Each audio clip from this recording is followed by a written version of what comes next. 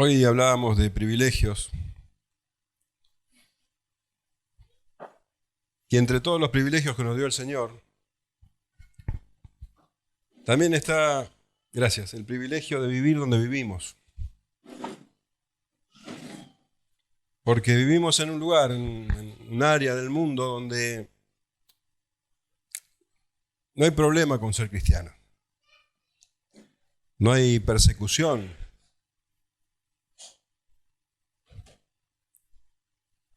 Hay personas que incluso profesan ser cristianos sin vivir una vida cristiana. Podemos hablar libremente de la palabra de Dios y no tenemos a nadie que nos apunte con un arma. Pero esto no es así en todos lados. Sabemos que hay muchos lugares donde ser cristiano tiene un costo altísimo.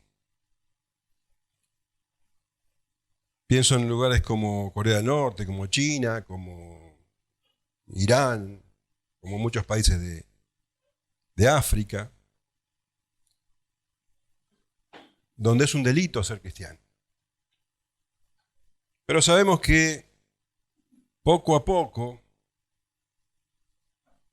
tanto en Europa como en América, va creciendo lentamente la oposición. Van surgiendo ideologías o van avanzando religiones enemigas del Evangelio. A lo largo de la historia, los cristianos fueron perseguidos. ¿Y esto por qué? ¿Cuál es la causa? ¿Por qué personas que en definitiva profesan el amor, personas pacíficas, son consideradas peligrosas, nocivas por el mundo? ¿Por qué es esto? Y el Señor Jesús lo explica a sus discípulos, y lo leemos en Juan, capítulo 15, versículos 18 y 19. Él dice: si el mundo os aborrece, sabed que a mí me ha aborrecido antes que a vosotros. Si fueras del mundo, el mundo amaría lo suyo. Pero porque no sois del mundo, antes yo os elegí del mundo, por eso el mundo os aborrece. Entonces, la respuesta, ¿por qué el mundo aborrece a los cristianos? Es porque los cristianos no son del mundo. Lo que significa que los cristianos no son como el resto de las personas. Son diferentes. Si fuéramos del mundo, el mundo dice nos amaría. Si actuáramos y pensáramos como el resto del mundo nos amaría, no tendríamos problemas. Pero acá el asunto es que el cristiano es diferente. Antes éramos como el mundo, pero hemos sido sacados del mundo. El creyente es una persona que ha sido transformada. Y esto no quiere decir un cambio de ideología. No está hablando de una convicción, ni siquiera de una convicción profunda. La fe cristiana es la esencia de la persona. Es el núcleo mismo de esa persona. Y cuando hablamos de transformación, estamos hablando de una transformación radical, completa, profunda, total, del alma, de la mente y del corazón del hombre. En definitiva, la persona ya no es la misma, es otra. El Señor se lo explica a Nicodemo, dice: se trata de nacer de nuevo. es una nueva creación. Y como una nueva creación, entonces actúa necesariamente y piensa necesariamente diferente. Pablo le escribe a los Efesios y les dice, si ustedes han sido enseñados por Cristo, necesariamente tienen que ser diferentes. En Efesios 4:17 el Señor Pablo les dice, esto pues digo y requiero en el Señor, que ya no andéis como los otros gentiles que andan en la vanidad de su mente, teniendo el entendimiento entenebrecido, ajenos de la vida de Dios por la ignorancia que en ellos hay, por la dureza de su corazón, los cuales, después que perdieron toda sensibilidad, se entregaron a la lascivia para cometer con avidez toda clase de impureza. Mas vosotros no habéis aprendido así a Cristo, si en verdad le habéis oído y habéis sido por él enseñados, conforme a la verdad que está en Jesús. Si en verdad fuiste enseñado por Cristo, si en verdad aprendiste a él, entonces necesariamente sos una persona diferente. Ser un cristiano significa estar absolutamente enamorado del Señor. Y esto quiere decir que se tiene toda la confianza y toda la esperanza puesta en Él y en nada más.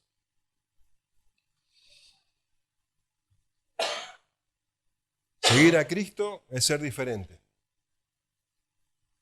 El mundo sigue una dirección diferente, distinta a la del cristiano. El mundo sigue la corriente que ha trazado el mismo Satanás.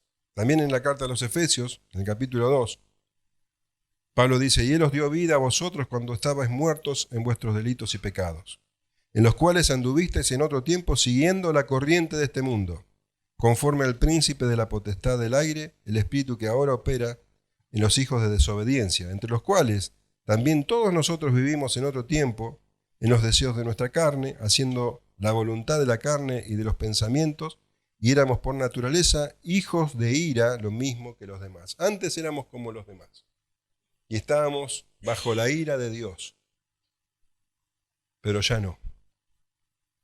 Ya no seguimos la corriente del mundo, ahora seguimos a Cristo. Quiere decir que hay dos caminos delante de las personas. Seguir a Cristo, que es el camino al Padre, o seguir la corriente del mundo, que es el camino trazado por Satanás. Uno conduce a la vida, el otro conduce a la muerte, a la condenación. Dos caminos. Seguir a Cristo en este mundo opositor es difícil.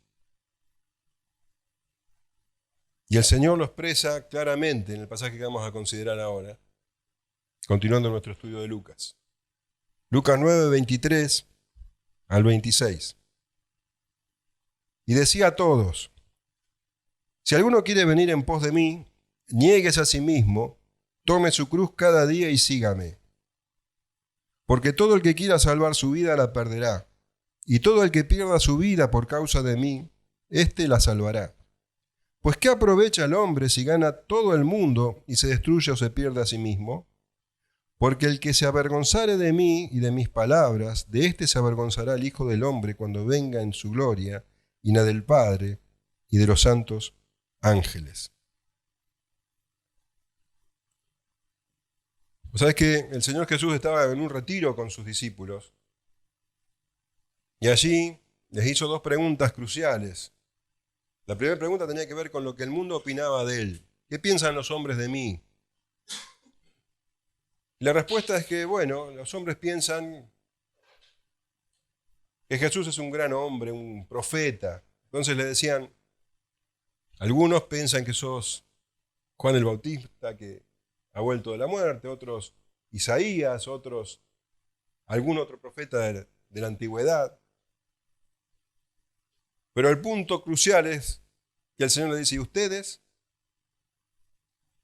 ¿Qué piensan de mí? ¿Quién soy yo para ustedes? Y Pedro se levantó en representación del resto y dijo, el Cristo de Dios. Esta es la declaración fundamental. Jesús es el Cristo, el Hijo del Dios viviente.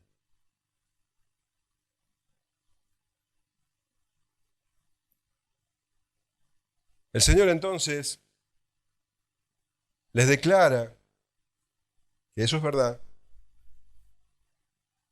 y que Él había venido con un propósito concreto a la tierra. Pero no era el mismo que creían los discípulos y el resto de los judíos. Ellos creían que el Cristo vendría a traer salvación, a traer libertad, pero una salvación, una libertad terrenal. Ellos creían que el Señor, o el Mesías, iba a venir a instalar en Israel un tiempo de paz, de prosperidad, que iba a echar al ejército romano y que iba a ser como en los tiempos de David. Él iba a ser un gran rey, pero no era así, como el Señor iba a traer salvación. Por eso Él les dice, en el versículo 22, y diciendo, es necesario que el Hijo del Hombre padezca muchas cosas y sea desechado por los ancianos, por los principales sacerdotes y por los escribas, y que sea muerto y resucite al tercer día. Esto era necesario hacer. Como una locura. Una verdadera locura. Todos estaban esperando el Mesías y lo último que podían pensar es que el Mesías iba a sufrir, iba a padecer, y menos en manos de ancianos, de los principales ancianos, los principales sacerdotes, los escribas, que serían los que debían reconocerlo primero. Y la locura total es que Él anunciaba su muerte, que es necesario que Él muera y que resucite después. ¿Cómo alguien muerto iba a traer salvación? Sonaba como un desatino completo a los oídos de los discípulos. Pero el Señor no se detuvo en eso. Y siguió hablando y diciéndoles que era necesario que Él padeciese y que muriera. Pero también era necesario que los que lo siguieran debían asumir que sus vidas iban a tener oposición, iban a sentir oposición, iban a sentir persecución y hasta muerte. Y decía a todos, si alguno quiere venir en pos de mí, niegues a sí mismo, tome su cruz cada día y sígame. Les había hablado a sus discípulos, pero ahora el Señor abre el mensaje a la multitud. En Marcos lo dice claramente, Marcos 8:34 dice, y llamando a la gente y a sus discípulos, les dijo, si alguno quiere venir en pos de mí, niegues a sí mismo y tome su cruz y sígame. Esto que ahora el Señor está diciendo es algo que le concierne a todos los discípulos, o a toda la gente, a la multitud. No solamente a los 12, a todos. Y dice, si alguno, porque Él está hablando a todos, pero el mensaje es particular a cada uno. Si alguno aquí quiere seguirme, dice el Señor, debe saber esto.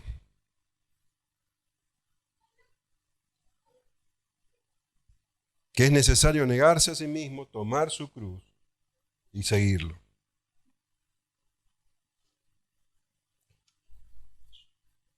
Este es el costo del discipulado. Hay un evangelio barato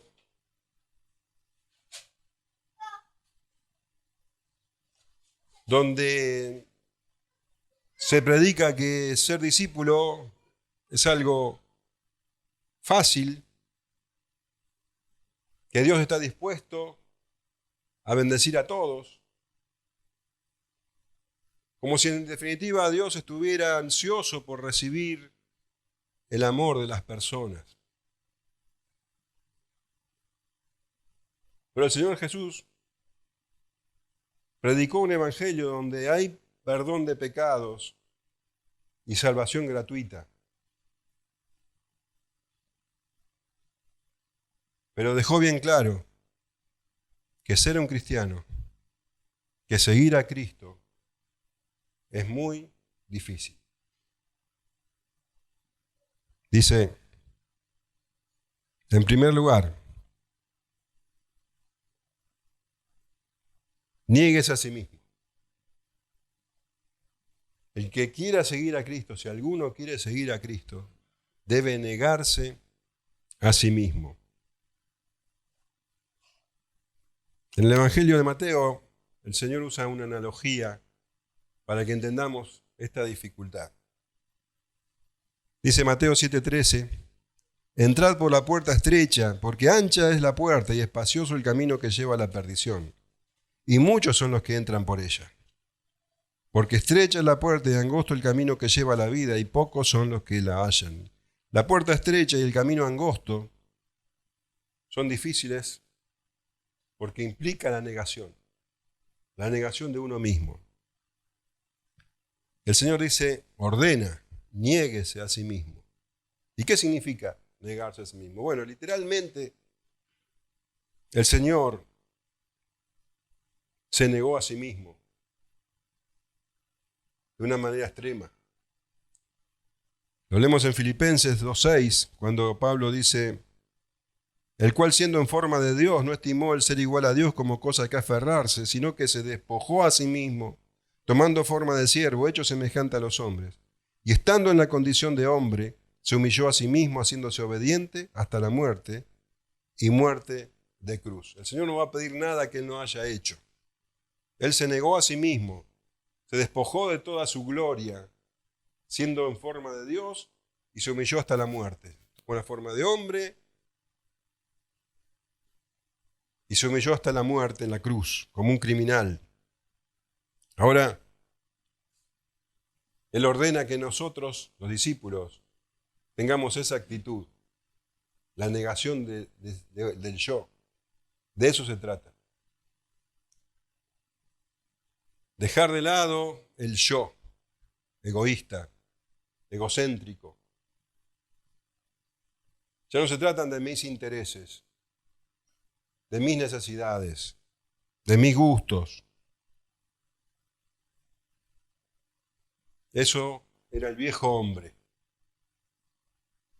Negarse a sí mismo es precisamente dejar de lado el viejo hombre. Ahora, lo importante es promover la gloria de Dios.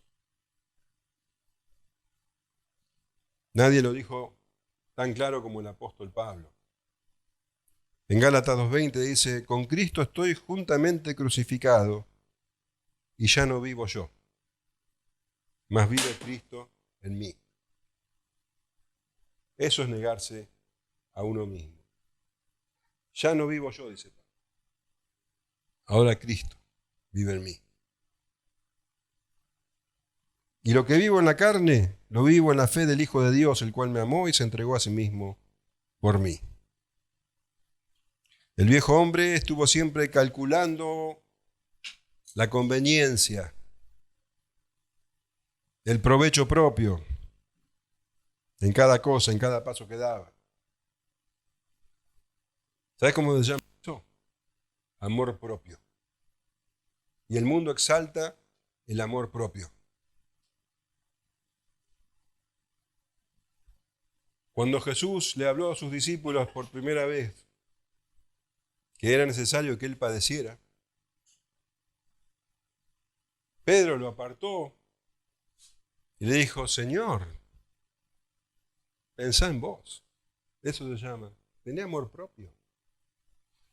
Entonces Pedro, tomando la parte, comenzó a reconvenirle diciendo, Señor, ten compasión de ti, en ninguna manera esto te acontezca. Pensá en vos, tené compasión de vos. El Señor lo reprendió a Satanás. Le dijo, Pedro, vos estás poniendo la mirada en las cosas de los hombres, no en las cosas de Dios. Cuando uno piensa en sí mismo, está pensando en cosas de hombre. No está poniendo a Dios en primer lugar. ¿Qué hubiera pasado si el Señor Jesús hubiera atendido el consejo de Pedro? Estaríamos todos en condenación.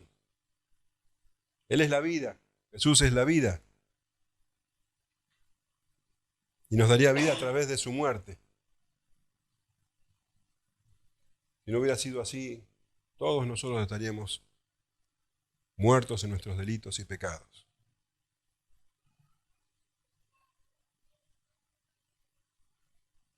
Negarse a uno mismo significa, como lo dice en Mateo 22:37, amarás al Señor tu Dios con todo tu corazón y con toda tu alma y con toda tu mente. Este es el primero y grande mandamiento. Y el segundo es semejante. Amarás a tu prójimo como a ti mismo. Ya no estoy yo en el centro, ahora está el Señor y el prójimo. Eso es negarse a uno mismo. Primero el Señor y después el prójimo. El falso evangelio del que recién te hablaba trata de manipular este versículo, de tergiversarlo, diciendo, bueno, pero para amar al prójimo primero tengo que amarme a mí mismo. De esa manera yo puedo amar al prójimo como a mí mismo. Pero no es eso lo que está diciendo. Lo que está diciendo es negate a vos mismo. No amate a vos mismo, negate a vos mismo. Te amaste toda tu vida. Y así estabas, muerto en tu delito y pecado. Ya no. Ahora es cuestión de negarse. Amar al prójimo como a uno mismo significa, bueno, el Señor Jesús lo explicó claramente en la regla de oro. Fíjate, Mateo 7:12. Así que todas las cosas que queráis que los hombres hagan con vosotros, así también haced vosotros con ellos, porque esto es la ley y los profetas. Esto es el resumen de todo. Este es el resumen de la Escritura. Amar a Dios y amar al prójimo como a uno mismo. Y al amar al prójimo como a uno mismo es hacer con el prójimo, y el prójimo es tu esposa, tu esposo, tu hijo, tu hija, tu hermano, tu jefe, tu vecino, tu enemigo. Hacer con él o con ella lo que vos quisieras que hagan con vos. De eso se trata. ¿Ves que no hay fórmulas? ¿Ves que no se trata de fórmulas? No necesitas comprarte un libro que te diga cómo ser un buen padre. Bueno, vos tratá a tu hijo como quisiera que te traten. Y así a tu esposa, y así a tu esposo, y así a tu compañero de trabajo. Glorificá a Dios en primer lugar y tratalo al otro como a vos te gustaría que te traten. En eso se resume todo, dice. Esto es la ley y los profetas. En esto se resume todo. Negarse a uno mismo.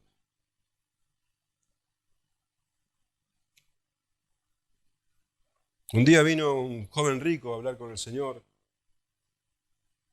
y era una maravilla de persona este muchacho.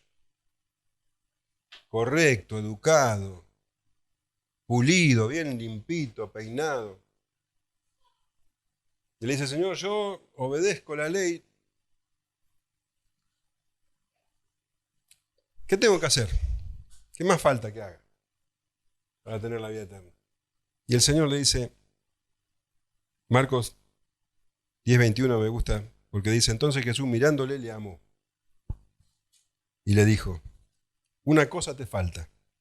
Anda, vende todo lo que tienes y dalo a los pobres y tendrás tesoros en el cielo. Y ven, sígueme tomando tu cruz. Pero él, afligido por esta palabra, se fue triste porque tenía muchas posesiones. Amaba el mundo, tenía muchos intereses, muchas posesiones, muchas cosas más importantes. Y dice que se fue triste. Se fue triste. Es que ser cristiano no es fácil.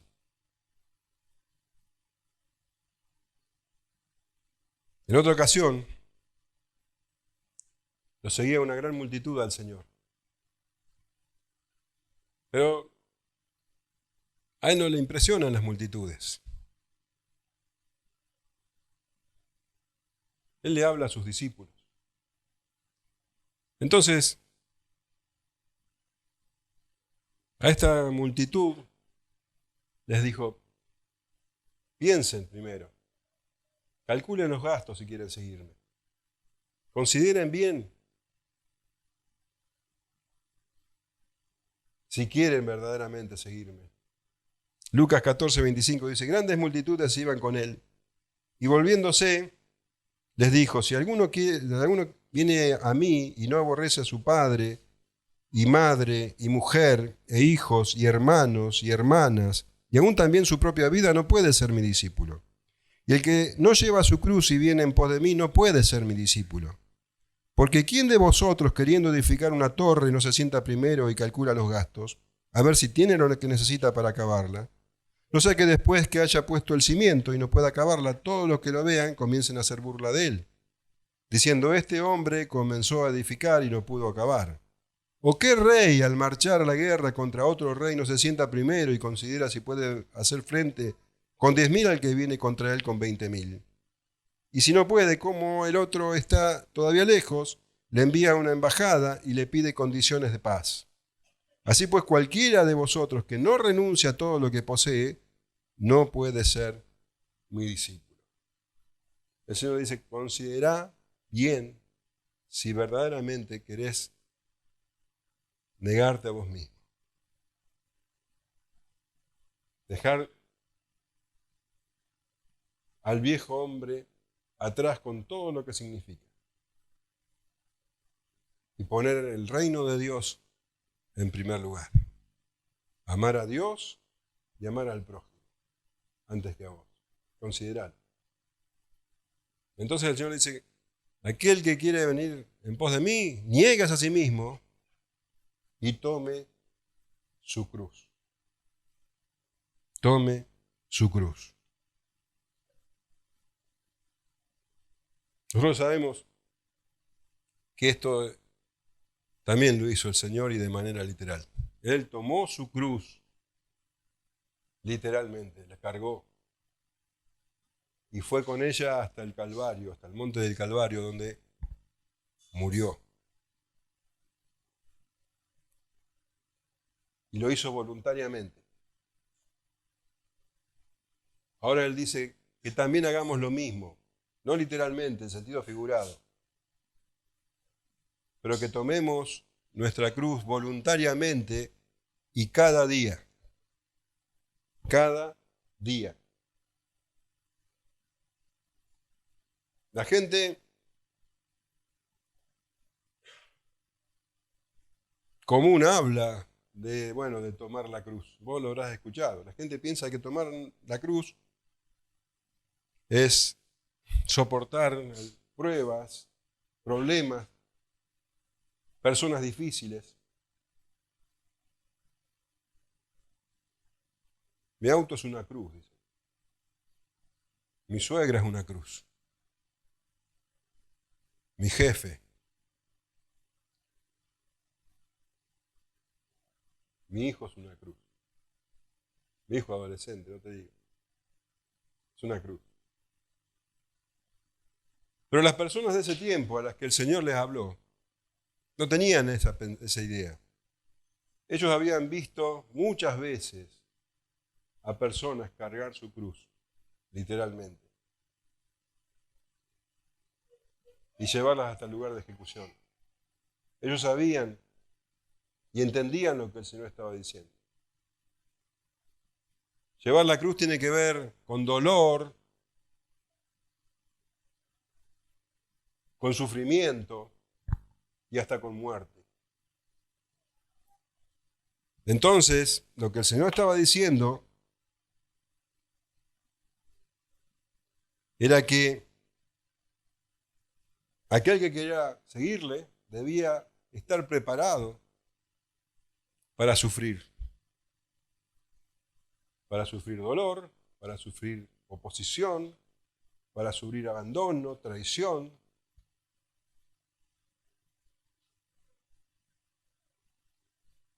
Burla, pobreza, incluso la muerte. Y muerte cruel. No es fácil seguir a Cristo y el Señor lo deja bien claro.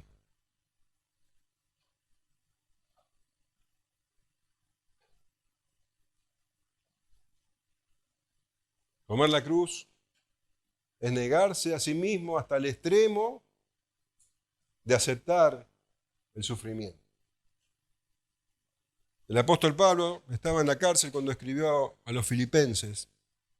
Y en el capítulo 1, versículo 20, leemos: conforme a mi anhelo y esperanza de que nada será avergonzado, antes bien, con toda confianza, como siempre, ahora también será magnificado Cristo en mi cuerpo, o por vida o por muerte. Ahora, si me matan, dice Pablo, Cristo va a ser magnificado en mi cuerpo. Y si no me matan, Cristo va a ser magnificado en mi cuerpo. Lo importante es la gloria del Señor. Y continúa diciendo, porque para mí el vivir es Cristo y el morir es ganancia. A los corintios, Pablo les cuenta de que permanentemente él estaba sufriendo peligro de muerte. Y en el capítulo 15 de 1 Corintios, versículo 31, dice: os aseguro, hermanos, por la gloria que de vosotros tengo en nuestro Señor Jesucristo, que cada día muero. De eso se trata. El que quiera seguir a Cristo debe estar dispuesto a sufrir por causa de Cristo. Ahora la pregunta, el Señor dice: si alguno quiere seguirme, niéguese a sí mismo, tome su cruz y sígame. ¿Quién va a querer seguirlo con semejantes condiciones? Pensé en esa multitud que escuchaba esto. ¿Quién iba a querer seguirlo?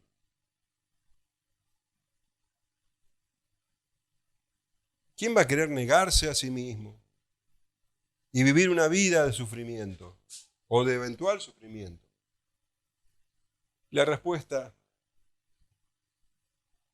es los pobres en espíritu.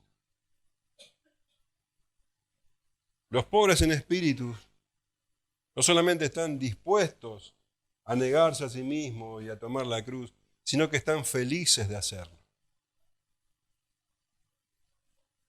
Los pobres en espíritu entienden que eso es lo mejor que les puede pasar en la vida, porque ellos están conscientes de su miseria espiritual, de que lo único que merecen en la vida es la condenación. Es lo único que se ganaron. Y están muy agradecidos por no recibir eso y recibir gracia.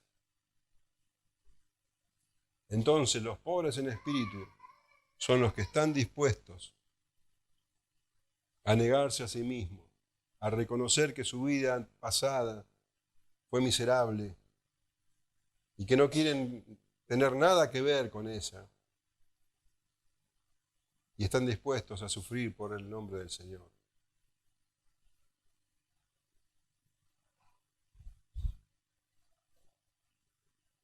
La verdad es que nadie puede seguir a Cristo en sus propias fuerzas. Nadie puede decir, bueno, yo soy lo suficientemente capaz de negarme a mí mismo y tomar la cruz. Nadie. Solo aquellos que han sido determinados por Dios y provistos del Espíritu Santo, los que pueden hacerlo. Y continúa Lucas diciendo, o el Señor diciendo, porque todo el que quiera salvar su vida, la perderá, y todo el que pierda su vida por causa de mí, éste la salvará. Negarse a sí mismo tiene que ver, perder la vida tiene que ver con negarse a sí mismo, tomar la cruz y seguir al Señor. Perder la vida tiene que ver con negarse a sí mismo, tomar la cruz y seguir al Señor. Y acá el Señor plantea la vida en términos de paradoja.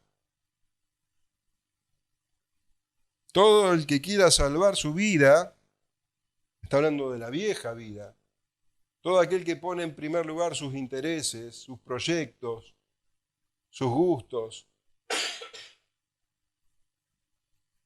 todo aquel que quiera seguir centrado en sí mismo, aunque se llame cristiano a sí mismo, ese perderá su vida. El que quiera salvar su vida, la perderá. En el capítulo 12 de Lucas, el Señor refiere una parábola.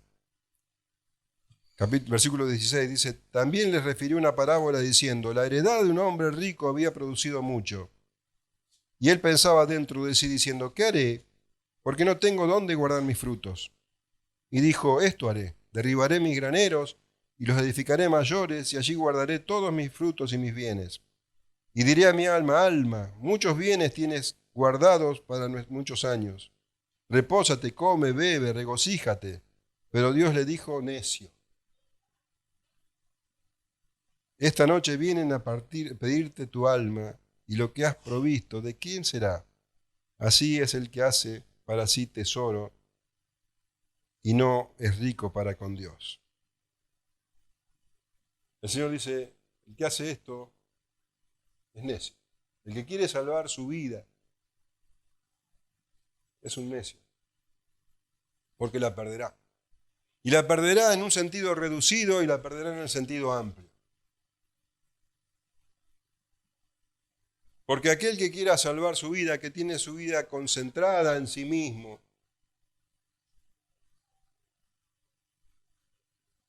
que gasta su vida persiguiendo, sus sueños, sus anhelos, sus ambiciones, nunca lo consigue, nunca es suficiente, siempre hace falta más. Y hemos escuchado, seguramente vos también, a personas que ya llegan a la vejez y dicen, la verdad que malgasté mi vida. Los mejores años los perdí, no vi crecer a mis hijos, estuve trabajando todo el tiempo. Perdió su vida, pero eso en el sentido reducido. El sentido amplio es el más trágico. Porque pierde su vida eterna. Se van al infierno para siempre. El que quiera salvar su vida, la perderá, pero aquel que la pierda por causa de mí, dice el Señor, aquel que deja de lado sus intereses, aquel que pone primero el reino de Dios y su justicia, aquel que pone primero amar a Dios por sobre todas las cosas y al prójimo como a sí mismo, ese, dice, ese la salvará. Tendrá la vida que Cristo ganó en la cruz. Vida y vida en abundancia. El verdadero discípulo sabe la ganancia que da dar. No es un sacrificio. Es un gozo.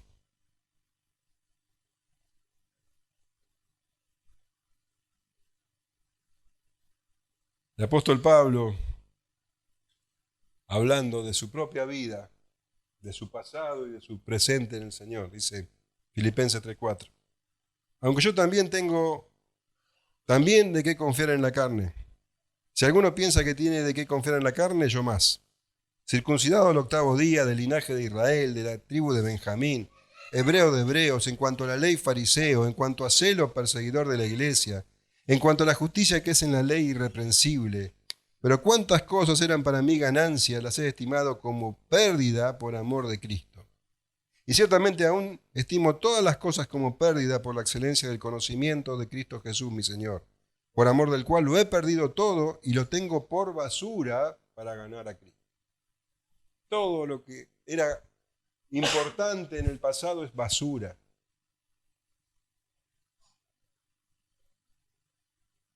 En comparación con el Señor. No hay proporción. Y dice, pues, ¿qué aprovecha el hombre si gana todo el mundo y se destruye o se pierde a sí mismo? ¿Dónde está la ganancia de esto? Dice el Señor. ¿Qué aprovecha el hombre si gana todo el mundo y se destruye o se pierde a sí mismo? Está hablando como si fuera una especie de comercio, de negocio. Habla de ganancias y de pérdidas. Ahora, supongamos que, bueno, vos podés ganar el mundo, pero todo el mundo, todo lo que el mundo te ofrece. ¿Viste que dice 1 Juan 2:16? Porque todo lo que hay en el mundo, los deseos de la carne, los deseos de los ojos y la vanagloria de la vida, no proviene del Padre, sino del mundo. Bueno, suponete que vos podés ganar todo eso que hay en el mundo. El Señor dice, si gana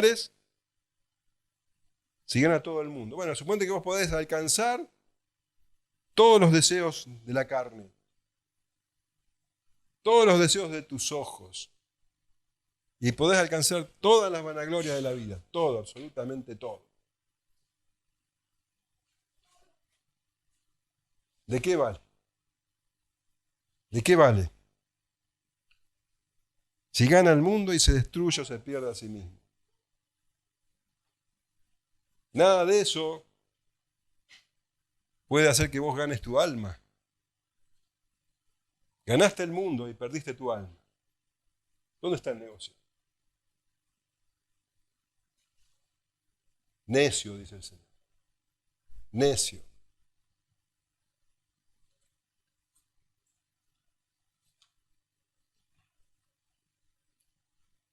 Entonces la opción es o vivir una vida centrada en sí mismo o vivir una vida centrada en Dios.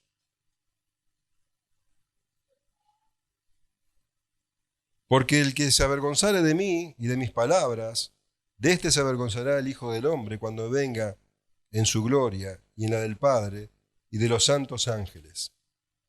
Avergonzarse del Señor significa, y de su palabra significa no darle importancia, no querer tener que ver con eso.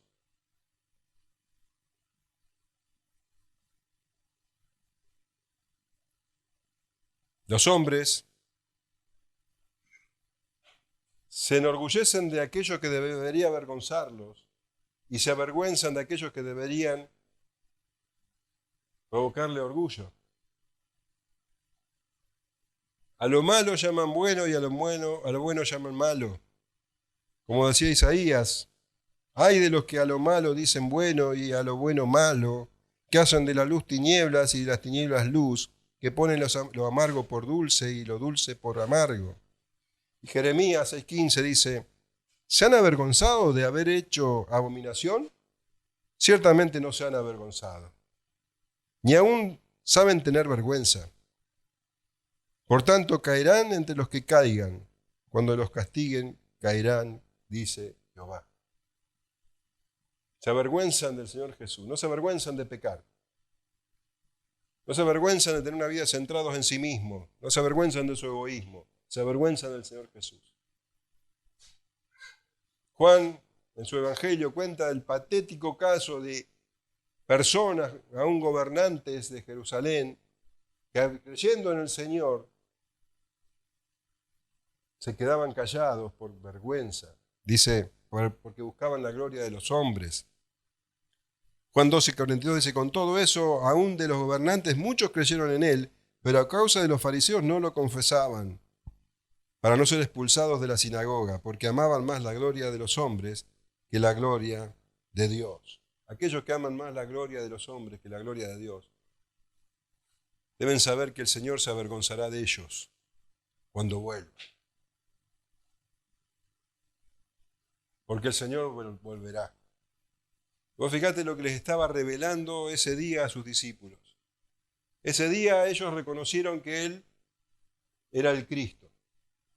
Entonces le dijo que era necesario que Él padeciese en manos de los principales, ancianos, sacerdotes, escribas, y que muriera y que resucitaría al tercer día.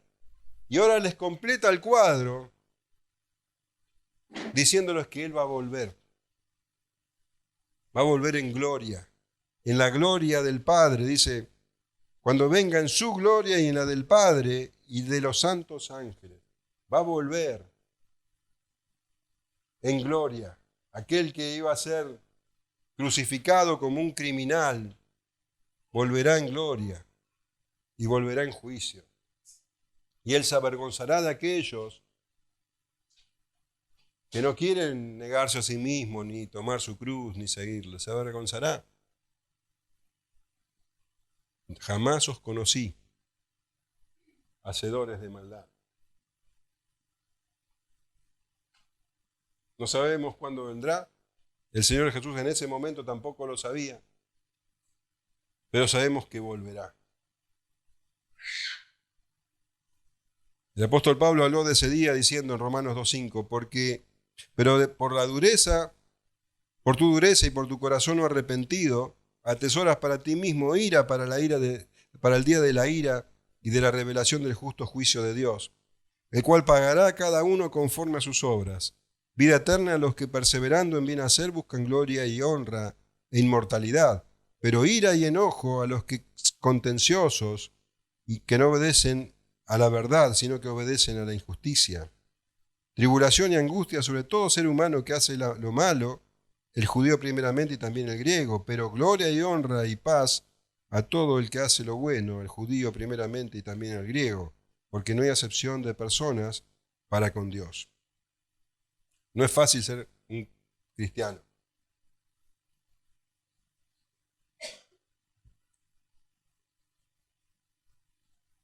Los cristianos no somos de este mundo. Por eso el mundo nos aborrece. Si fuésemos como el mundo nos amaría. Pero no somos de este mundo.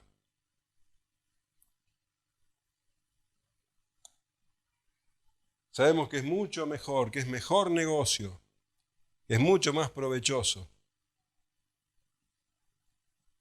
buscar el reino de Dios y su justicia. Es mucho mejor hacer la voluntad de Dios que amar al mundo. Como dice Juan, y el mundo pasa y sus deseos, pero el que hace la voluntad de Dios permanece para siempre. Lo mejor que te puede pasar en la vida es que tengas el anhelo de negarte a vos mismo, de tomar tu cruz y seguir al Señor. Amén.